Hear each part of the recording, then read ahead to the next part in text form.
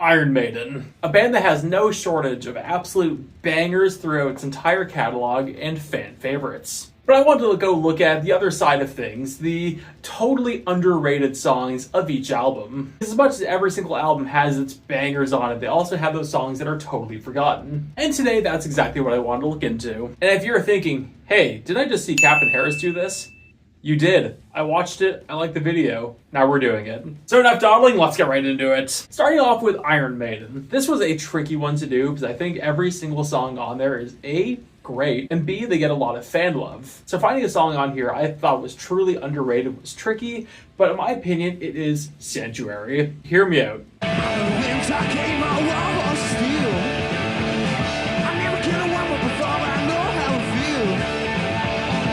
Now, as much as Sanctuary has been played in so many tours, it's on so many live albums, and it was a single off the Iron Maiden album, I think at this point in time, it's a little underrated. Because as much as Sanctuary is a single off the album, it's no longer on the Iron Maiden album. Like, if you go on Spotify or whatever, it's not there. And yes, it is on its fair share of live albums, but that's the only place you can find it now. And as much as it has been on many, many tours, it hasn't been on that many recently. The last most played was 2014. It was only played for a 20-show run of the last leg of the Maiden England tour. Prior to that was 2009, prior to that was 2005, and prior to that was 2001. So, it's become a live rarity. It's not in the album anymore, and frankly, I kind of think we might not ever hear it again. It's totally the most underrated song off the Iron Maiden album. On to Killers. I think Killers has its fair share of songs you can pick from this, so it made it, again, a little bit tricky.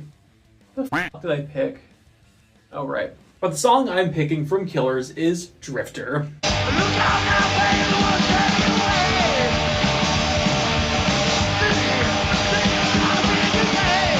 The closing track to the album, and frankly one of the most fun 1980s Maiden songs ever made. And yes, a single off the album. But this song hasn't actually been played since 2005, and prior to that, I think it was 1983. So live, it's become extremely special, and again, it's just a lot of fun. I know there's a lot of people who want to hear it live, and it's a single on the album, which kind of hurts the notion of it being a underrated song. But seeing as though it's really not a priority for Maiden to actually play, and again, it hasn't been played in now 21 years, I think it's underrated. Next up is Number of the Beast. One of the most successful albums of Maiden's entire career, an album of nothing but great songs, and most of it being played live.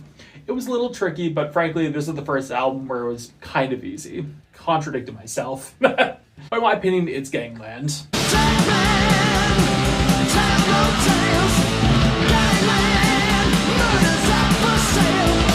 I know Gangland and Total Eclipse has its rivalry, but I think it's absolutely Gangland. Gangland came out originally on the Run For Your Lives single. It's kind of a B-side on that. It's super high energy, it has a cool drum intro from Clive, and it has never been played live. It's a lot of fun, it's a great song, and again, it's never been played live, and it's not everyone's favorite song, but I do think it's truly underrated.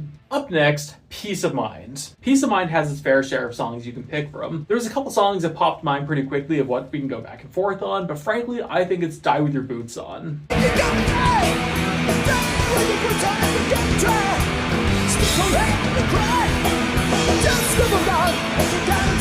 I was itching to hear To Tame a Land on the Run For Your Lives tour so bad, and despite I did want Die With Your Boots On, I never really fought for it. And again, if you look through its history, it hasn't been played in 21 years again. It's become a live rarity and fans are super into the song. I think this is one song that Maiden 100% needs to play before they wrap it up. Next up we go to Powerslave. Powerslave is truly one of the best Iron Maiden albums, period. It has songs that give a lot of attention, it has songs that give no attention. But after hearing Bruce play the song last year, I think it absolutely needs to be Flash the Blade. After hearing Bruce play it, I can confirm with you, Flash the Blade's a lot of fun live. It's just a really cool song. I don't hear anyone complain about it either. Like, I have heard some people complain about Back in the Village, how the chorus can be a little bit annoying with Bruce's vocals.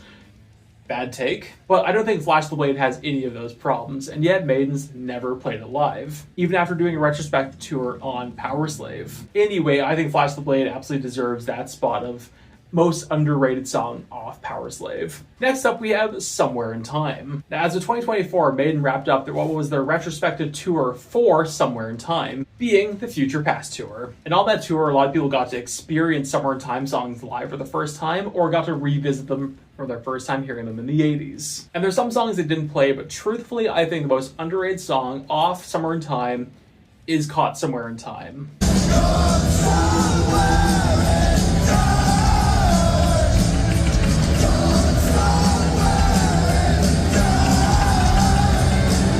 Yes, it got played. I know. And yes, a lot of people say it's the best intro song of all time. But yeah, it's the best intro song of all time.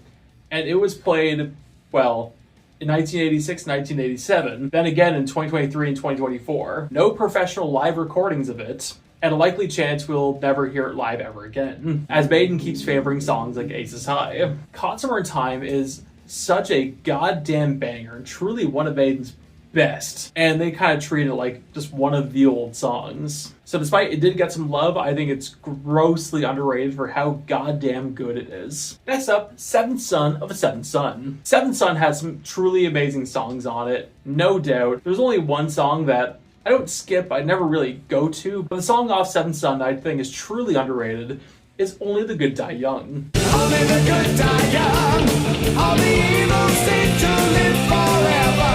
Only the good die young. This is a song I feel like Maiden should have pulled out multiple times already. I think it should have been played when it was new. I think it should have been played on Maiden England.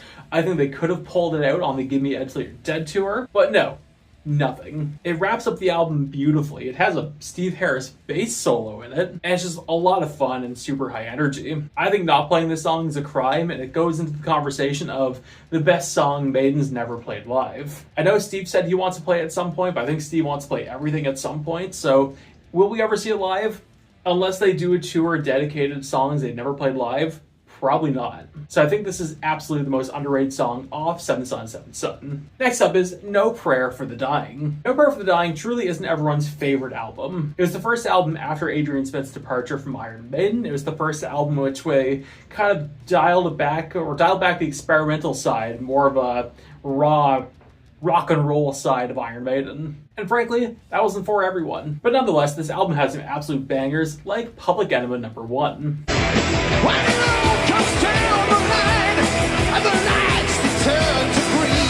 Much like everything else in the album, it's short, it's high energy, it's a load of fun, Dave has a cool solo in it, and it hasn't been played since 1991. I know the Run For Your Lives tour, Maiden's made it pretty obvious that they're not that interested in playing anything from No Prayer for the Dying, which is a shame. But I think this is one of those ones that kind of slips beneath the cracks. Like, we all know Tail Gunner, we all know Bring Your Daughter to Slaughter, we all might know Mother Russia, but Public Enema No. 1, I think, gets forgotten about pretty quickly from a lot of people. And it's a true shame because it's a lot of fun. Next up is Fear the Dark. Now, I went on record saying Fear the Dark's the worst Iron Maiden album ever made. And I stand by it. But nonetheless, there are some absolute bangers in it, like Judas Be My Guide.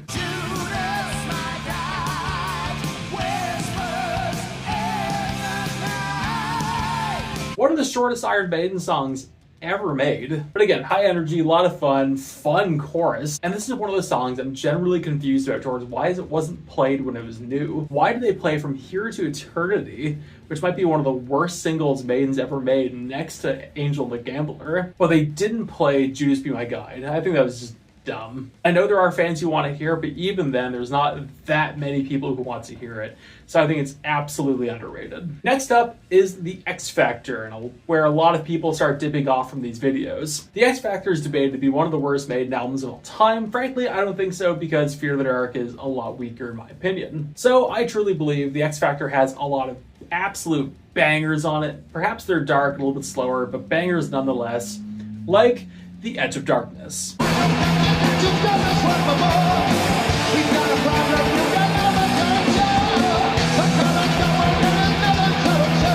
It's dark, it's heavy, it has the Iron Maiden Irish dance to it, it has its triplets, and it actually has harmonized guitar soloing in it. I think there's no reason why this song gets forgotten about as much as it does, and off that album, everyone exclusively goes to Sign of the Cross, Man of the Edge, and Lord of the Flies. Great songs, but not the only songs off the album. Edge of Darkness has been played since maybe the X Factor, maybe it was played once or twice on the Virtual 11 tour, but it's kind of been forgotten about. Some people think it's boring, some people think it's great, I think it's great, but to each their own. Nonetheless, truly underrated. Next up we go to Virtual 11. Now a lot of people do consider Virtual 11 to be the worst Iron Maiden album of all time, and despite it's definitely not the best album of all time, it has its issues. Again, it has a lot of great songs on it, like Lightning Strikes Twice.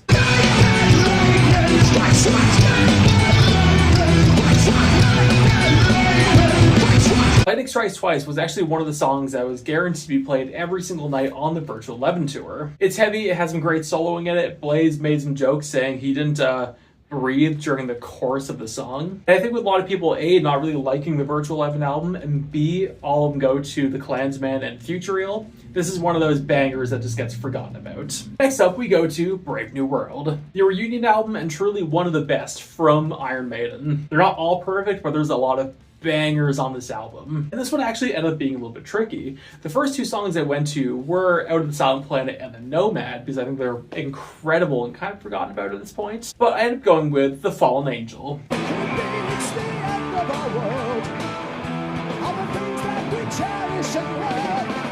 The Fallen Angel is one of these songs that was occasionally played on the Brave New World tour. I forget their name, but I know there's a subscriber on this channel who lets me know every single time I bring it up how he got to see Out of the Silent Planet and Fallen Angel in London, I think, on the Brave New World tour. And I do think that is still super cool. But also, like, that's kind of how rare it is. It's worth bringing up. Like, every now and then, it would replace the Mercenary on the tour, or we played in the encore of the tour. But it was a rarity and has yet to be pulled back out. It's also the first Iron Maiden song to have Dave, Adrian, and Yannick all solo on it, which is super cool because it's only like 4.5, 5 minutes long. I think in regards to underrated, a lot of people do go to Out of the Silent Planet, Nomad, the thin line between love and hate. But again, I think The Fallen Angel has that fun factor to it, that unique factor to it, and it kind of gets forgotten about even in the terms of songs that are underrated. Next up we have Dance of Death. No shortage of songs to pick from this album. You have plenty. And despite any of them would be kind of a good pick, I'm going with Monster Gore.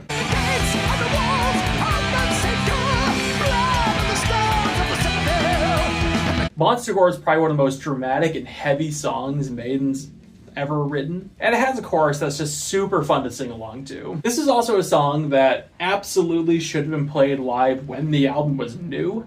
The fact they didn't is confusing. Bruce loves those dramatic songs. It's heavy and super high energy.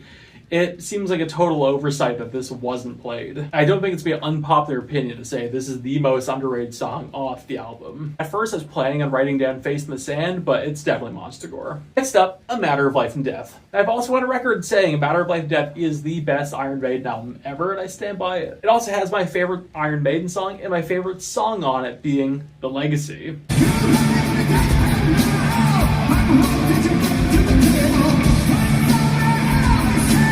Has been played live in 20 years now. No professional live recordings of it, and it's just one of the coolest Yannick songs ever written. No choruses in it. There's some parts with 3 separate guitar riffs going on at the same time. The song's ever changing. It's so cool. And like, I know a lot of fans do want to hear it live, but like, I don't think that many fans want to hear it live or even got that far through the album. Truly a shame because it's the best goddamn Maiden song ever. Next up, and some people are going to find this funny, but The Talisman.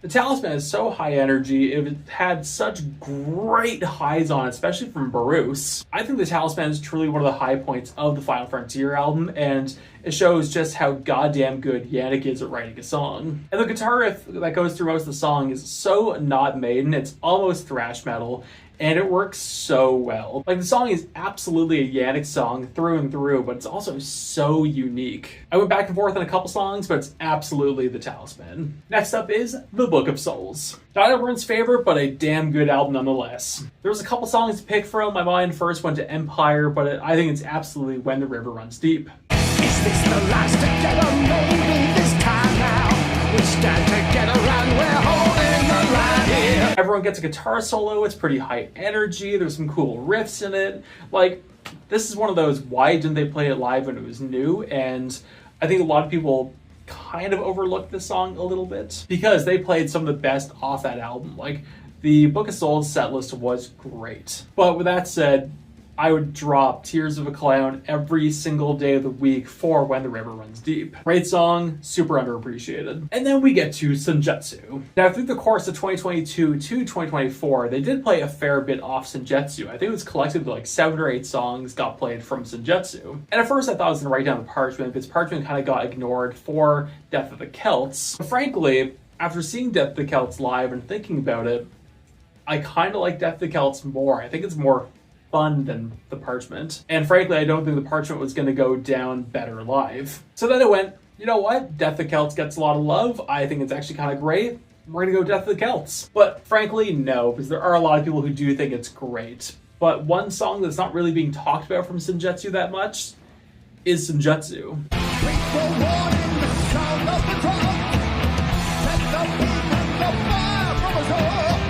Senjutsu was a heavy and kind of very unique Iron Maiden song. When they opened with it, it was always surprising to see them open with this mid-tempo, super heavy, dramatic song, because they've never really done it before, but it was super cool to see. And it still has one of the loudest intros I've ever heard from any Maiden show. I think the Senjutsu album's be up for a big debate, because there are a lot of great songs on there that I think are going to quickly be forgotten about. But I think it's absolutely Senjutsu, because no one's really arguing for it anymore, and it's damn good in my opinion. So that is, in my opinion, the most underrated song off each Iron Maiden album. If you made it to the end, thank you, because this was a long one to actually go record. But as always, I want to know, what do you think? Do you agree with my list? If not, I would love to see yours in the comments, or maybe just yours from a couple albums in the comments if you don't want to write down every single album. Regardless, I'd love to see it. Anyway, thank you all so much for watching. Like, subscribe to what you've seen. I tend to post a couple times a week, and I'll see you later.